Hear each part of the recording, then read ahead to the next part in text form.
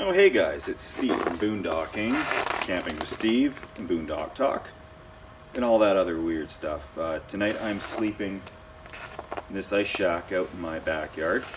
Gonna set it up as a hot tent, and the reason I'm doing it tonight is because it's gonna be minus 33 degrees Celsius. Not sure what that is in Fahrenheit. I'll put that below probably, maybe. But I'm gonna have a fire in there. Test out that Alpine camshaft stove to the fullest potential, and I hope that thing is going to keep this thing piping hot because it is freezing out, and we're going to see how freezing that is in a second here. So if I throw boiling water in the air right now, it instantly turns to snow. I'm sure people in Alaska will know that, maybe a few of the really cold states. But that's one thing we do here. When it gets this cold, you can take boiling hot water, you got instant snow. So that's what we're up against tonight. I've got a ton of layers on and I'm kind of used to this cold, but I'm going to be keeping temperatures up on the board throughout the night, and we'll see just how doable it is with a little bit of firewood, a little ice shack, and a small stove. Ice shack, which is going to be home for the night, is fairly simple.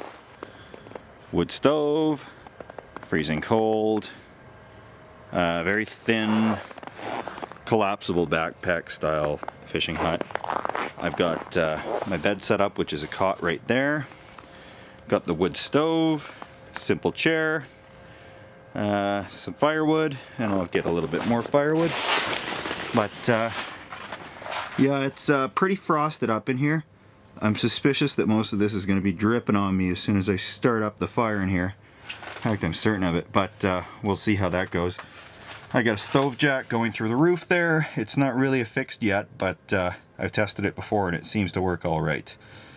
So that is the way it goes. I got a little fan that's powered by the oven's heat.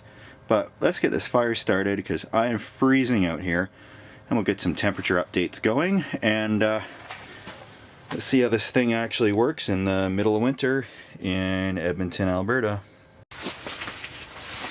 Alright, so first things first in this crazy setup, we're going to get some natural light instead of this LED light going. This will provide a little bit of heat too, and then we'll get the fire started. So I can feel it throwing heat already. The light makes it a lot more comfortable, natural light, instead of that brilliant blue stuff. So we're going to get on the fire next.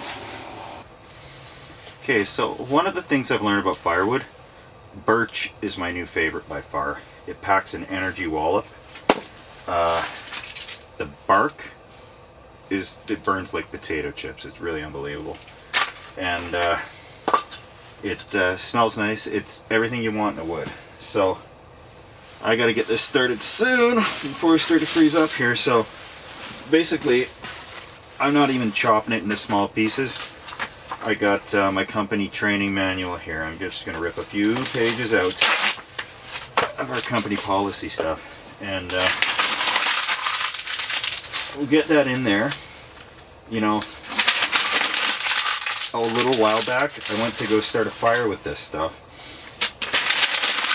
and I figured, you know, I'm just going to put the torch underneath of a piece of birch and let it burn until the birch is burning. But my torch gummed up after just a few seconds. I pulled it out, the thing lit, and it burned all night. So I'm not too worried. It's very easy stuff to light, and I'm not a bushcraft guy. I'm not going to sit here and shave the log and use sparks on it, because it's minus 40 with the wind chill, and I'll explain that later to people who don't know the wind chill. You don't mess around in this weather trying to do a little bushcrafty stuff. You just have to get warm. If that means dumping some lighter fluid on it, or like I'm doing here, a bunch of birch bark and a small piece and then another barked piece on there, I think that's really going to go.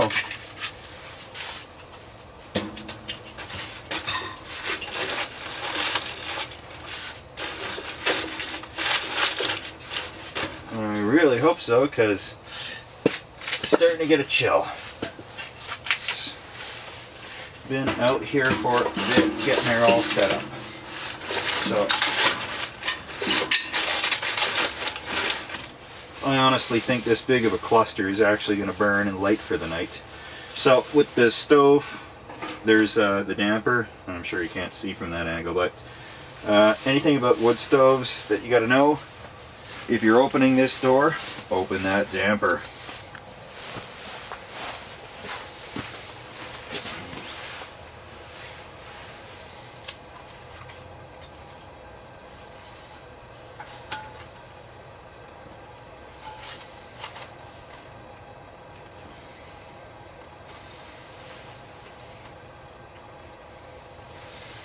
Please, please.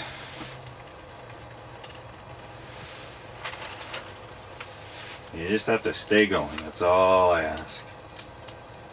The heat feels good. Heat feels very good.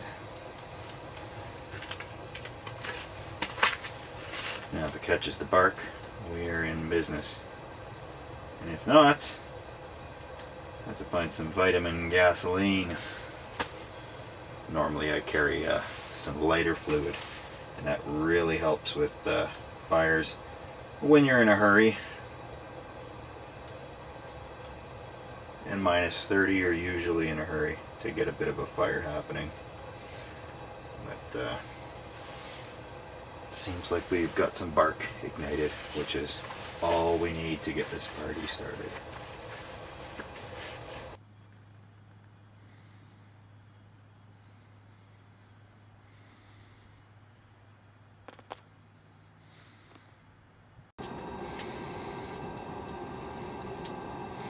And the fan works. Quite a bit of snow in here to actually bake off of the oven. I could have wiped it off, but sure key, the fire is starting to do its job. Seeing some coals in there. Yeah, the no kindling special. Just birch. And that's all you need to get her started. Okay, so now I've got some good roar going in the fireplace and a lot of firewood, but I'm gonna start sealing up the door here and adding a little more wood, getting ready to hunker down for the night. Those who have seen me before know I hunker down, and I'm gonna keep you updated on the temperatures and just how cozy and probably drippy this thing gets, because she's starting to melt on me already, but we'll keep you updated here.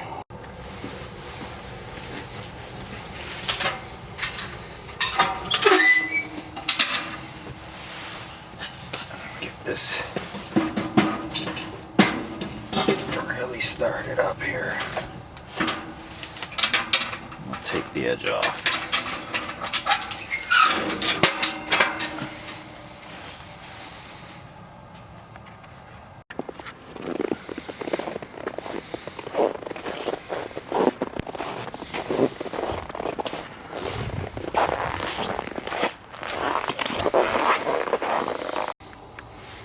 Alright, now one of the things you need to do on a stove like this once the fire gets going, which it is there's a damper up here. Now this depends on the stove, but when you close the damper off, like such, it prevents all that heat from escaping straight up the flue. So that's what you want to do, is keep it, some people say a third closed to 2/3 closed. It all depends, as long as you're still getting a good draft through the furnace or through the heater, you'll be okay. Alright, hey everybody, things are really actually starting to warm up in here. I haven't taken a temperature yet, but what I'm gonna do is I'm gonna pour myself a quick whiskey, and we'll talk about safety for a second, because you're in a ice fishing shack or a hot tent and you want to not die. So a few things. One, it's best to keep a knife beside you in case it catches on fire and you can slice through the outside. That's something I'd keep in your bed. When you got the wood stove in here, I got a lot of flack on another video where I cooked in my truck. But what I didn't mention to a lot of people is that I'm a ticketed gas fitter. I work with propane and natural gas all the time. One thing I bring with me is this, you get them for 20 bucks, carbon monoxide detector. That'll go off if you're asleep and in danger. And that's the perfect thing to have. A smoke detector would be good to have too. A second guy that I bring with me is, this is what I use at work. It is a carbon monoxide meter. And this shows me a live readout of how many parts per million are in here. And that's what I use as far as looking for carbon monoxide leaks in people's houses. So those are the few basic safety things. Obviously, keep everything a good distance from the fire. But it's really throwing a lot of heat already, and yeah, it's about minus 29, minus 30 outside right now. But we'll take some temperatures, we'll hunker down for a bit, and we'll explain what a wind chill is for people that don't know. So, cheers. Alright, now it's warming up in here. You can see all that frost just dripping off. That's the worst thing about an ice shack, is that it's they do tend to build up frost. They don't breathe the way like a canvas tent would. They have these little vents in them which help, but yeah, once it does start getting hot, and it is, that's what happens here, is there's a lot of thawing out, but sure nice to be warm. Alright, my thermometer when I stick it outside reads minus 29.3 or 4 degrees Celsius. It's minus 20.9 Fahrenheit. And it's still getting a lot of radiant warmth off this tent. So, this thing is really getting toasty in here. Okay, so inside right now I'm reading about 30 degrees Celsius, or 85, 80, 86 degrees Fahrenheit. So you're looking at a 60 degree difference in Celsius between the inside and the outside of this paper thin sweaty wall here. So I think so far that's a very good endorsement for this Alpine wood stove. But it's also not the type of stove you'd use in such a small thing usually. I've even got gaping open window with fog coming through here from the outside. But I'll seal this up a little bit better, and I'll be right back with some updates and getting ready to have some dinner and camp out here. Well, it's not sleeping outside or camping unless you cook something, so sloppy joes. Yes, always good to have nice and hearty food. And actually it is outlandishly hot in here, so I'm gonna have to actually take off a layer or so and start cooking some sloppy joes.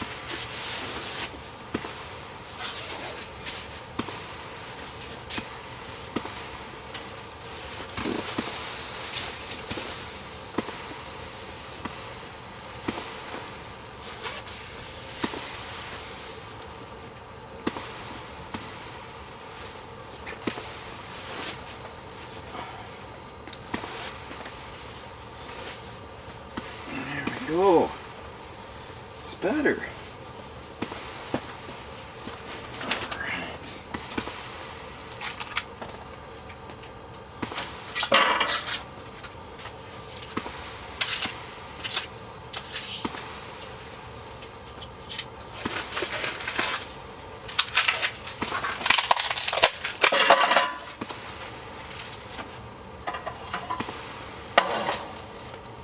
Camping food. Gotta love it.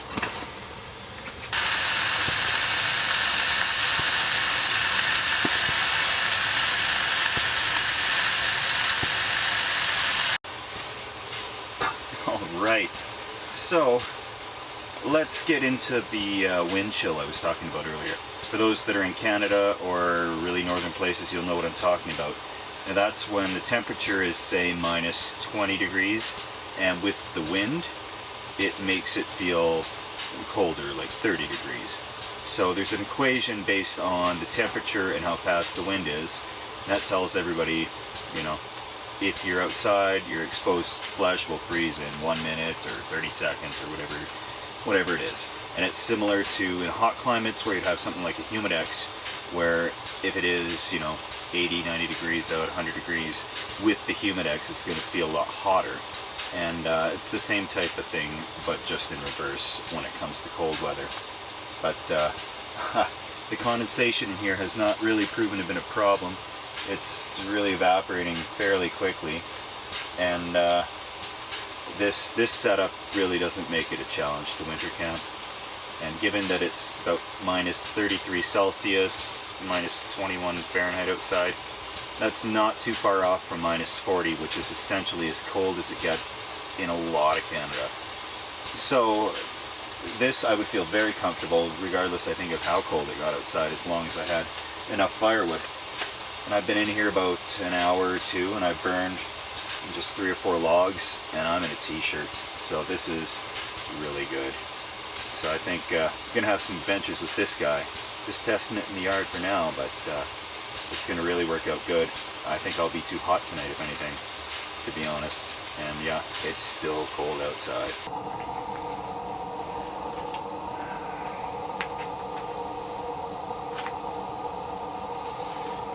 Alright, time to add some Sloppy Joe sauce to the Sloppy Joe meat. Because time got away from me, I was listening to music and having some whiskey. And it's late. It's about 2 in the morning, still about minus 30 degrees outside Celsius, minus 21 or 22 Fahrenheit for my American friends, which are most of the viewers I get. But I'm going to mix this in because it's a nice simple one-pot dish. Oh, and I know you can't smell that from there, but it is surely nice to have a nice, hearty, beefy, warm meal. And Sloppy Joe's just, they're one of those things you can just kind of leave simmering and come back and grab more as you need. So I'm going to consider this done. Warm up some buns, and I will chow down. Alright, and I found these buns. They market them as Italian buns, and I picked them up because you can use them for pretty much anything, from hot dogs to Sloppy Joes, or cutting a burger in half and doing it ghetto style. But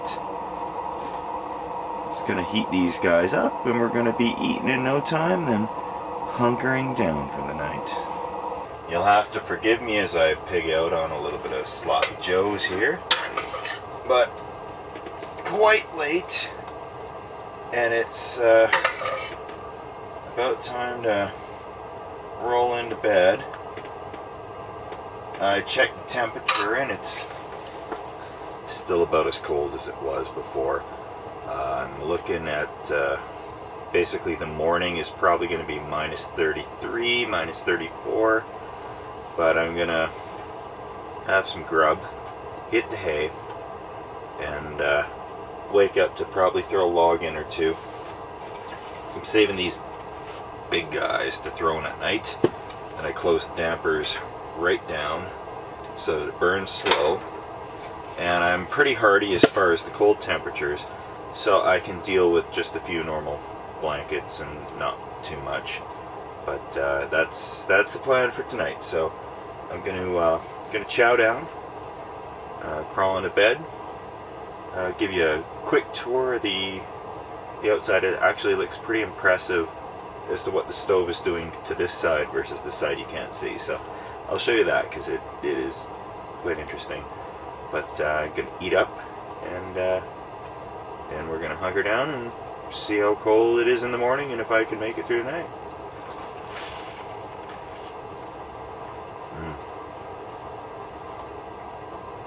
That's good, Joe. If we go around the tent, we can actually see the difference in frost cover. And it gets very frosty and very icy towards the back. But close to the fire, it's a-okay. So, I'm probably moving the bed to the other side where I can put logs in more accessibly. And gonna have one more little snack tonight, and then I'm gonna call her a night. And that should be all good. I've got the bed moved over to the other side, and it's easy to access the firewood to load that up as I need. I don't have much for sleeping bags tonight. I got pretty much a summer mummy bag. Underneath of that I got another sleeping bag I'm using as a ground sheet. But got company over, actually, my sister from out of town, so she's using my powerful winter sleeping bag. So I'm just using this stuff out here, and it's probably warmer in here than it is in the house, so that's all right. And I can keep it loaded. The fan is blowing nice on me. It was a great night in this tent, and I think there's going to be a lot more camping happening with this setup. But thanks for watching so far. I have my thermometer sitting right over there. It's still at about minus 30 Celsius. And then we'll take a morning reading. And yeah, there's ice building up on the far parts from the fire. But I think this is going to be a very good setup for a lot of exploring in the wilderness. And sleighs, snowshoeing, off-grid, because this whole tent collapses into backpack size thing. And anyway, I gotta get to bed, and I'll keep this closed pretty much full off and full of wood. And I got my carbon monoxide detectors and my carbon monoxide meter, because I'm a gas fitter and that's what I do. So if you have any concerns about that, don't be too concerned. But see you in the morning, guys.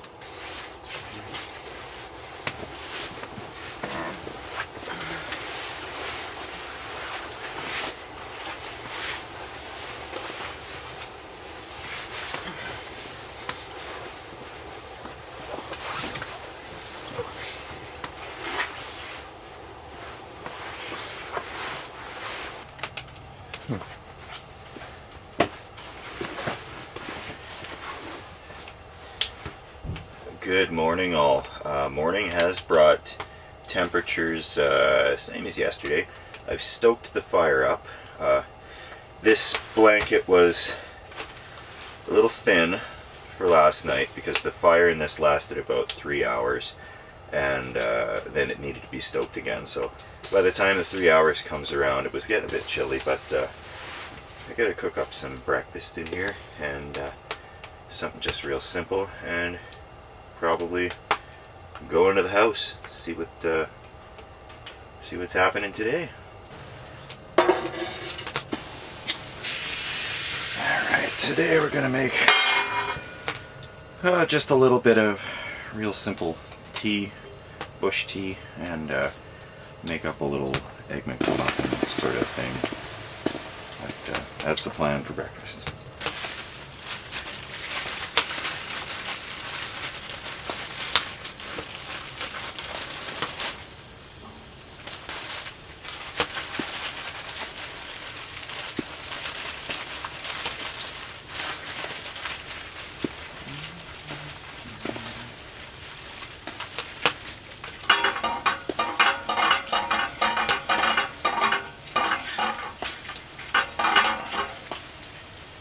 I'm pretty sure this pan on the side here is actually going to be hot enough to cook the egg without going right over the main fire. I'm just not in any major hurry to to eat quite yet, but we'll get it cooking. Time for just a simple Earl Grey tea. It's the more camping I've done over the years, the simpler I like to go with the food. Just a few ingredients, minimal dishes. I used to go crazy with trying to have the most elaborate meals when I was camping, but it's camping, right? So it actually did cook up the egg all right on there. I'll see if I can get this onto an English muffin. I better be able to, because I don't have any dishes. Oh, ground food. Well, it worked kind of. So that's good. And here's a probably quite messy breakfast. That's right. But that's camping in the hot tent for the night. Thanks for watching, guys. I'm just gonna finish off my breakfast here and get at it. Have another day of productivity, hopefully, but we'll see.